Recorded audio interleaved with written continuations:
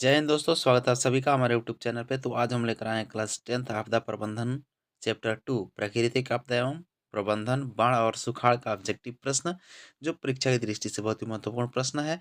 इस वीडियो को आप लोग बिना स्किप किए कम्प्लीटली देखिए ताकि लाभ हो सके। और निश्चित है कि इस वीडियो को देखने के बाद इस चैप्टर से आपसे एक भी क्वेश्चन परीक्षा में नहीं छूटेगा। चलिए अब क्वेश्चन की ओर बढ़ते हैं। क्वेश्चन नंबर 1 लिखा है कि नदियों में बाढ़ आने का प्रमुख कारण क्या था। यानी नदियों में बाढ़ आने का प्रमुख कारण क्या था, चाहे क्या है। तो प्रमुख कारण क्या है, तो याद रख क्या रखोगे। जल की अधिकता, नदी की तली में अवसाद का जमाव, वर्षा की अधिकता, उपयुक्त में से कोई नहीं। इसका राइट आंसर क्या होगा, कमेंट करके बताइए। तो इसका राइट आंसर हो जाएगा नदी की तली में अवसाद का जमाव, यानी कि बी राइट आंसर हो जाएगा। अगला क्वेश्चन है कि बिहार में कौन सा क्षेत्र बाढ़ग्रस्त है। बिहार का कौन सा क्षेत्र बाढ़ग्रस्त है। उत्तरी पूर्वी बिहार, बी दक्षिणी बिहार, सी पश्चिमी बिहार और डी उत्तरी बिहार। तो इस प्रश्न का राइट आंसर हो जाएगा उत्तरी बिहार, डी राइट आंसर हो जाएगा। अगला क्वेश्चन है क्वेश्चन नंबर 3। ये एग्जाम का बहुत ही महत्वपूर्ण क्वेश्चन है। ये बहुत बार क्वेश्चन में पूछा गया कि निम्नलिखित में किस नदी को बिहार का शोक नदी कहा जाता है। बिहार का शोक कहा जाता है। तो इसका आंसर तो आप लोगों को पता होना चाहिए। राइट आंसर जो पता है तो कमेंट करके बताइए। Option A Ganga, B Gandak, C Kosi, D Punpun. तो इसका राइट आंसर हो जाएगा ऑप्शन सी, कोसी नदी है। 4 नंबर प्रश्न है कि बाढ़ क्या है। प्राकृतिक आपदा, मानव जनित आपदा, सामान्य आपदा या इनमें से कोई नहीं। तो बाढ़ जो है एक प्राकृतिक आपदा है, ए राइट आंसर हो जाएगा। सूखा या सुखाड़ किस प्रकार की आपदा है। तो ये भी क्या है, प्राकृतिक आपदा है। राइट आंसर हो जाएगा ऑप्शन ए। अगला क्वेश्चन की ओर बढ़ते हैं। क्वेश्चन नंबर 6 नंबर लिखा है कि सूखे की स्थिति किस प्रकार आती है।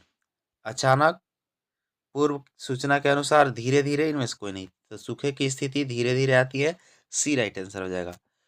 सूखे के लिए सूखे के लिए जिम्मेवार कारक है। सूखे के लिए जिम्मेवार कारक कौन है। वर्षा की कमी, भूकंप, बाढ़ या जल की ज्वालामुखी क्रिया।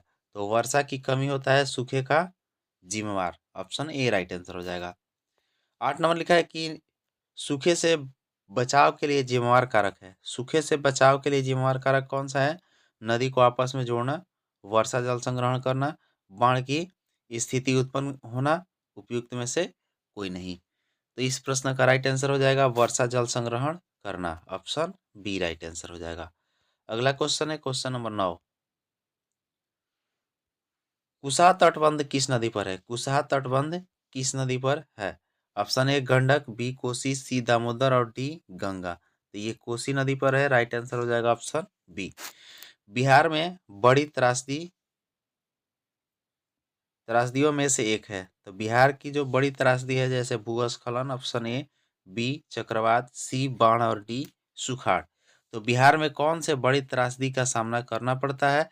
तो इस प्रश्न का राइट आंसर क्या हो जाएगा, बाढ़ का सामना करना पड़ता है। ऑप्शन सी राइट आंसर हो जाएगा। भाखड़ा नांगल बांध किस नदी पर है। भाखड़ा नांगल बांध किस नदी पर है। Option A Narmada, B Krishna, C Kaveri और डी सतलज। तो भाखड़ा नांगल बांध जो है सतलज नदी पे है। इसका राइट आंसर हो जाएगा ऑप्शन डी। अगला क्वेश्चन है क्वेश्चन नंबर 12। 12 नंबर लिखा है कि पश्चिम बंगाल में बाढ़ की विभीषिका वाली नदी है। पश्चिम बंगाल में किस नदी के द्वारा सबसे अधिक बाढ़ आता है। Option A Damodar, B Mahanadi, C Ganga और डी कोसी। तो इस प्रश्न का राइट आंसर हो जाएगा दामोदर नदी के द्वारा बाढ़ आता है पश्चिम बंगाल में, और बिहार में कोसी नदी के द्वारा। अगला क्वेश्चन क्वेश्चन नंबर 13। इसको थोड़ा जूम कर लेते हैं ताकि आप लोगों को साफ साफ दिखाई दे।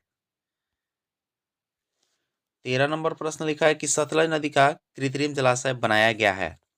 सतलज नदी का कृत्रिम जलाशय बनाया गया है। ऑप्शन ए सरदार सरोवर, बी पंत सागर, सी गोविंद सागर और डी नागार्जुन। तो इस प्रश्न का राइट आंसर हो जाएगा गोविंद सागर। साथ साथ इसे भी याद रखना जरूरी है, भाखड़ा नांगल बांध ये किस नदी पे है, सतलज नदी पे है। और गोविंद सागर जलाशय, कृत्रिम जलाशय का नाम क्या है, गोविंद सागर। नर्मदा परियोजना नर्मदा नदी पर है, और सरदार सरोवर इसका क्या है, कृत्रिम जलाशय है। नागार्जुन सागर परियोजना कृष्णा नदी पे है, और नागार्जुन सागर इसका कृत्रिम जलाशय है।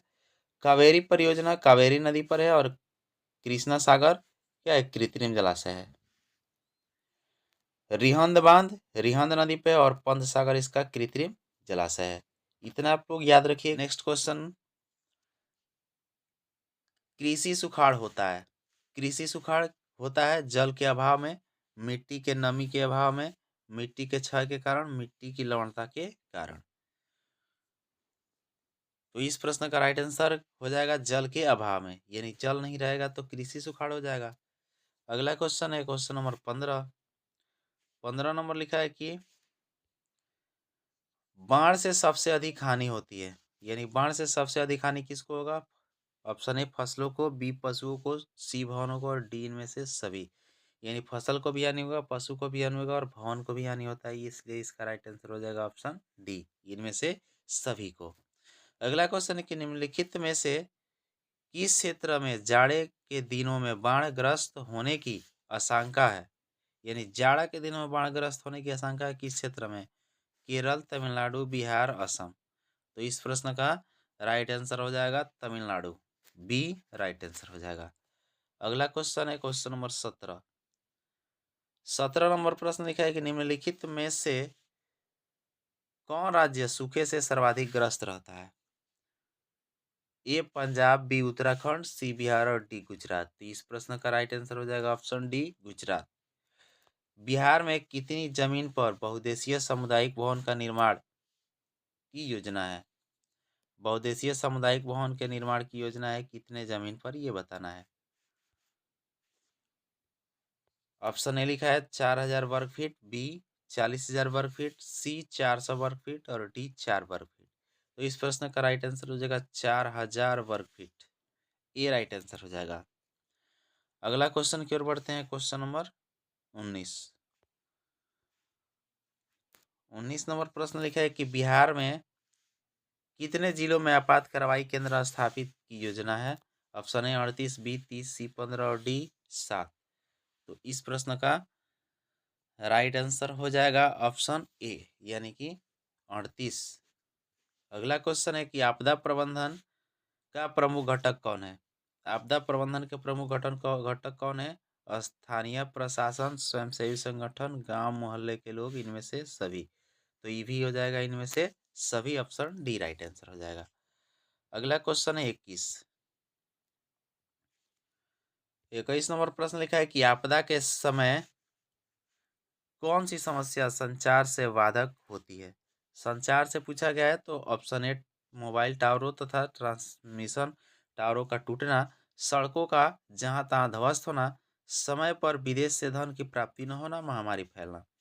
तो संचार की बात किया तो इस प्रश्न का राइट आंसर हो जाएगा मोबाइल टावरों तथा ट्रांसमिशन टावरों का टूटना, ऑप्शन ए राइट आंसर हो जाएगा।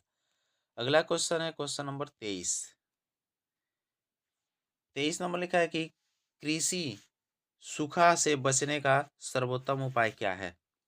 शिक्षा का प्रचार प्रसार, जल संसाधनों का वैज्ञानिक विकास, तालाबों को जलापूर्ति करना, नदियों के मार्ग को बदलकर उसे सूखाग्रस्त क्षेत्र में लाना।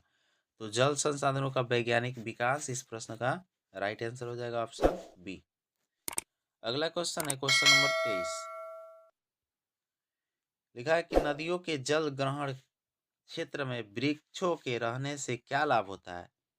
ऑप्शन ए जलावन की लकड़ी प्राप्त होती है, ऑप्शन बी पशुओं को चारा मिलता है, ऑप्शन सी प्राकृतिक सौंदर्य बढ़ता है, ऑप्शन डी बादल आकर्षित होते हैं एवं वर्षा की संभावना रहती है।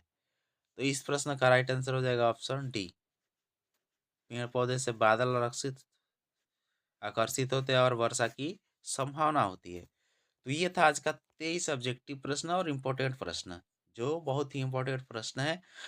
अगर ये वीडियो आप लोगों को अच्छा लगा हो तो दोस्तों के साथ जरूर शेयर कर दीजिए और वीडियो को लाइक करके चैनल को सब्सक्राइब कर लीजिएगा चैनल पर नए हैं तो। जय हिंद, जय भारत, जय बिहार, धन्यवाद।